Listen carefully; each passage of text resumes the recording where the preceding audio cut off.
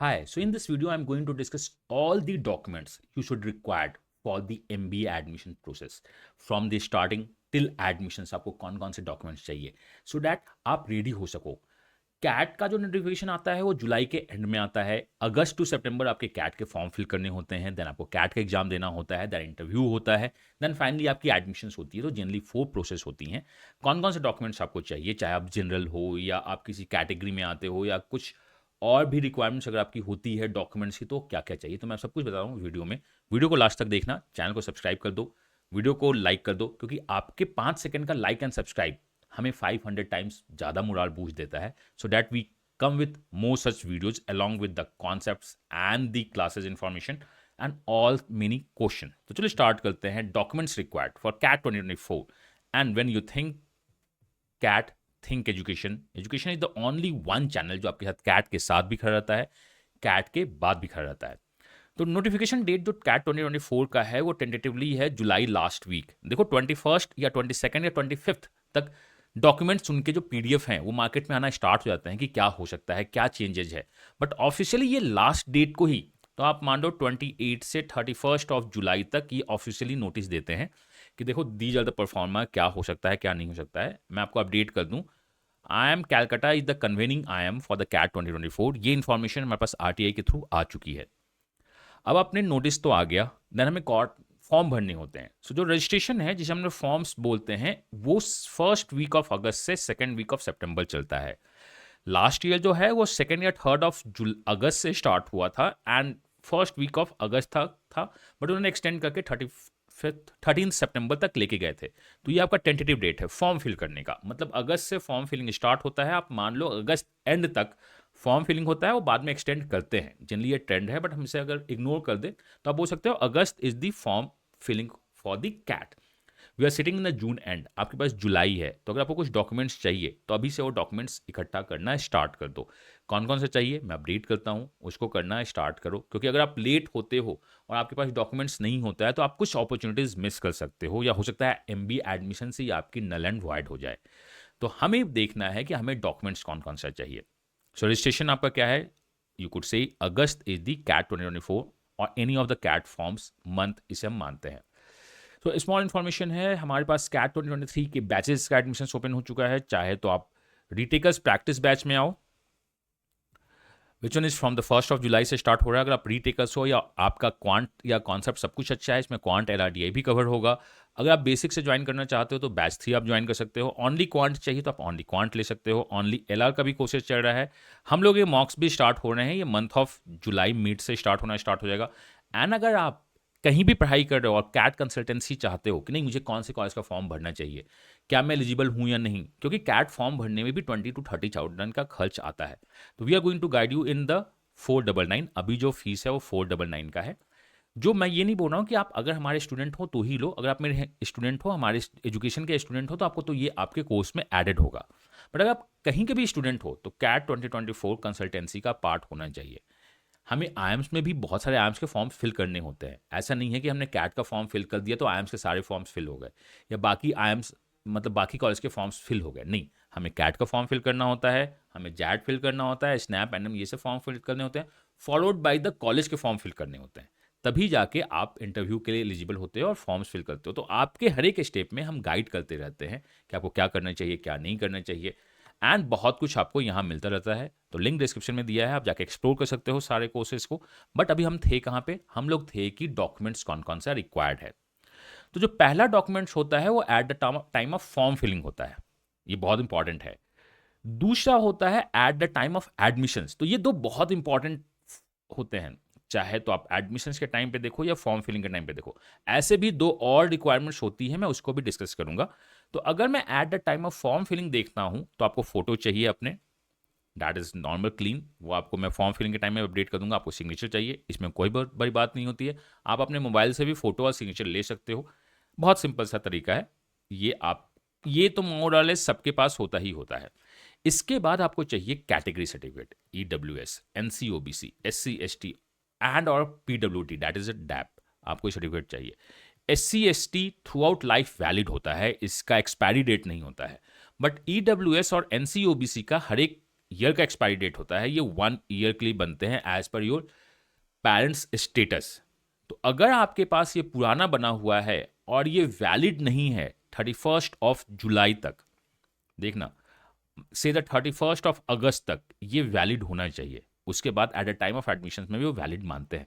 तो अभी आपके पास क्या आपका EWS और NCOBC 31 अगस्त 2024 तक वैलिड है, ये बहुत इंपॉर्टेंट है। मीन्स ये फॉर्म आपका ये जो बना है ये 31 अगस्त 2023 के बाद बना हुआ होना चाहिए EWS और NCOBC। अगर आपके पास पुराना बना है, बहुत सारे लोग ड्यू में एडमिशन के टाइम पे आज से 3 साल पहले या 2 साल पहले बनवाते हैं कॉलेज एडमिशन में, उसके बाद उन्हें पता है कि वो NCOBC में है या EWS में है, लेकिन सर्टिफिकेट नहीं बनवाते हैं। तो आप प्लीज़, अगर आपके पास सर्टिफिकेट नहीं है तो आज से बनवाना स्टार्ट कर दो। कुछ जगह पे ये 5 से 10 दिन में बन जाते हैं, कुछ जगह पे it will take around 30 to 40 days. तो आप आज से प्रोसेस स्टार्ट करो, EWS का बनवाना, NCOBC का बनवाना आप आज से स्टार्ट कीजिए, बहुत इंपॉर्टेंट है। अगर SC ST है तो कोई प्रॉब्लम नहीं है, और EWS और NCOBC ट्राई करना, 99% ट्राई करना, इफ पॉसिबल तो सेंट्रल का जो आपका प्रिस्क्राइब्ड फॉर्मेट है उसी में बने तो ज़्यादा अच्छा है। बहुत बार लोगों को फाइनल ईयर सर्टिफिकेट चाहिए, हमें फोटो और सिग्नेचर और कैटेगरी सर्टिफिकेट्स अपलोड करना है। अगर आप फाइनल ईयर में हो फॉर द कैट 20, मतलब आपका ग्रेजुएशन 2025 में कंप्लीट हो रहा है, तो आपको फाइनल ईयर का सर्टिफिकेट चाहिए। इसे अपलोड नहीं करना है, बट ये ड्यूरिंग PI बहुत बार मांगे जाते हैं। तो अगर आप 2025 में पास आउट हो रहे हो और आप कैट 2024 देना चाहते हो तो आपके पास ये सर्टिफिकेट होना चाहिए। जो अभी नहीं भी है तो कोई बात नहीं है, आप कैट फॉर्म भरने के बाद कॉलेज से बनवा सकते हो, ये बहुत आराम से आपके HOD या कोई अथॉरिटी आपको बना के दे देता है। तो दीज आर द रिक्वायरमेंट्स जो हमें लगता है at the time of form filling, photo, signature, category certificates. अगर आपका EWS और NCOBC है तो 31 अगस्त 2023 के बाद ही बनना चाहिए, ये मान लो अगस्त 2023 के बाद का सर्टिफिकेट होना चाहिए, नहीं है तो बनवा लीजिए। फाइनल सर्टिफिकेट्स ये कॉलेज आपको बना के दे देती है, इसमें कोई बहुत ज़्यादा फाइट नहीं करना है। At the time of admissions आपको अगेन कैटेगरी सर्टिफिकेट चाहिए होता है, EWS, NCOBC, SC ST और PWD का। ये जनरली आपके पुराने भी चल जाते हैं, बट वो चाहते हैं कि आप नया भी बनवा के लाओ अगर वैलिड नहीं है at the time of admissions. तो मैं आपसे बोलूँगा कि आप अभी बनवा लीजिए, ये नेक्स्ट ईयर तक आपका वैलिड रहता है, तो इसमें कोई इशू नहीं है, 1 ईयर की वैलिडिटी है। आप अगर नया बनवा सकते हैं तो बहुत अच्छी बात है। तो ये है, बट इसके साथ साथ बहुत कॉलेज आपके पेरेंट्स का इनकम प्रूफ मानते हैं इन EWS और NCOBC के लिए। इसका डिटेल वीडियो मैंने बना दिया है, डिस्क्रिप्शन में लिंक है। NCOBC का पूरा डिटेल वीडियो बनाया, आप जाके देख लीजिए अगर आपको कुछ भी है तो। आखिर NCOBC बनता कैसे है, इनकम प्रूफ में आपके पास ITR होना चाहिए, रिटर्न होना चाहिए लास्ट फाइनेंशियल ईयर्स का। अगर आपके पास रिटर्न नहीं तो फॉर्म 16 होनी चाहिए। एल्स सबसे लास्ट में, पहले तो वो बोलेंगे कि नहीं आपको मैं नहीं मानूंगा, बट एफिडेविट भी चलता है, बट एफिडेविट के भरोसे मत रहना आप। आपके पास आपका कैटेगरी सर्टिफिकेट होना चाहिए EWS या NCOBC का, आपके पेरेंट्स का रिटर्न फाइल होना चाहिए, तो आप अपने पेरेंट्स का रिटर्न फाइल करना स्टार्ट कर दो, वो नील भी हो तो भी रिटर्न फाइल करना। वर्क एक्स प्रूफ चाहिए, वर्क एक्स प्रूफ का भी मैंने डिटेल वीडियो बना दिया है, तो डिस्क्रिप्शन में जो आपके पास बहुत सारे लिंक हैं जिसमें एडमिशन्स का भी लिंक है, डिटेल भी है, मैं इन NCOBC का एंड वर्क एक्स प्रूफ का लिंक है। वर्क एक्स प्रूफ में जनरली वो कैश कंपोनेंट आजकल नहीं देखना स्टार्ट करते हैं, कुछ आयम्स देखती है, तो हम कुछ आयम्स और कुछ आयम्स के भरोसे नहीं रखे, सारे डॉक्यूमेंट्स सही बनवाएं तो अच्छी बात है। तो NCOBC और वर्कएक्स का मैंने बना दिया है। अगर आपको चाहिए कि EWS का भी मैं बना दूं कि क्या क्या डॉक्यूमेंट्स चाहिए होते हैं EWS सर्टिफिकेट के लिए, तो वो भी बहुत जल्द अपडेट हो जाएगा। तो एटलीस्ट आप फोटो सिग्नेचर जो आपके पास होगा NCOBC EWS बनवा लीजिए। एंड बाकी ये तो थ्रू आउट लाइफ वैलिड होता है, आपको बनवाना चाहिए, आपके पास होगा ही होगा। बाकी आपके पास ITR आप अपने पेरेंट्स का फिल करना स्टार्ट कर दो अगर आप EWS और NCOBC में हो, या अगर आपके पास नीड बेस्ड स्कॉलरशिप भी अगर आपको कॉलेज में चाहिए तो आप अपने पेरेंट्स का ITR फाइल करवा दो अगर वो फाइल नहीं करते हैं तो।